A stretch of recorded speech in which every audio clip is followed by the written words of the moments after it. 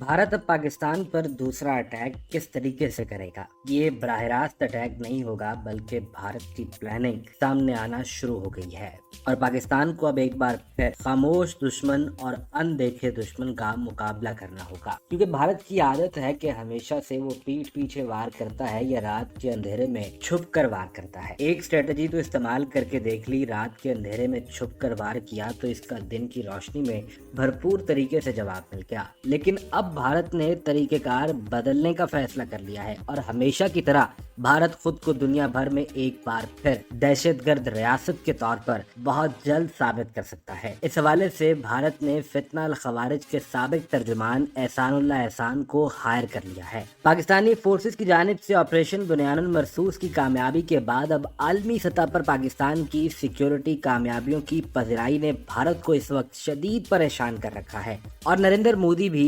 बौखलाहट में मुब्तला हो चुके। दिफाई और सिक्योरिटी जराये के मुताबिक भारतीय हुकूमत और इसकी खुफिया एजेंसीज अब इस कामयाबी की अहमियत को कम करने के लिए साजिशें बुनने लगी हैं और इस मकसद के लिए बाकायदा एक मुनज़्ज़म प्रोपेगेंडा शुरू कर दिया गया है। भारतीय खुफिया एजेंसी रॉ ने कलदन तंजीम फितना अल खवारिज के साबिक तर्जुमान एहसानुल्लाह एहसान को एक बार फिर मुतहर्रिक कर दिया है। इस सिलसिले में भारतीय अखबार द संडे गार्डियन में एहसानुल्लाह एहसान का एक आर्टिकल भी शाया किया गया है, जिसमें पाकिस्तान पर बेबुनियाद इल्जामात लगाते हुए कहा गया कि पाकिस्तान कश्मीर में मजीद 2 हमलों की मंसूबाबंदी कर रहा है। यानी इससे ये वाज़ेह हो गया है कि भारत एक बार फिर कश्मीर के अंदर फॉल्स फ्लैग ऑपरेशन की तैयारी कर रहा है और इसे बुनियाद बनाकर पाकिस्तान पर अटैक किया जा सकता है। इससे कबल भी भारत ने पहलगाम हमले की मंसूबाबंदी इसी तरीके से की थी ताकि पाकिस्तान को आलमी सतह पर बदनाम किया जा सके और बाद में भारत के अंदर से जराये ने यह कहा कि पहलगाम हमले के हवाले से अभी तो तहकीकात ही मुकम्मल नहीं हुई, लेकिन नरेंद्र मोदी ने पहले ही पाकिस्तान पर हमला कर दिया।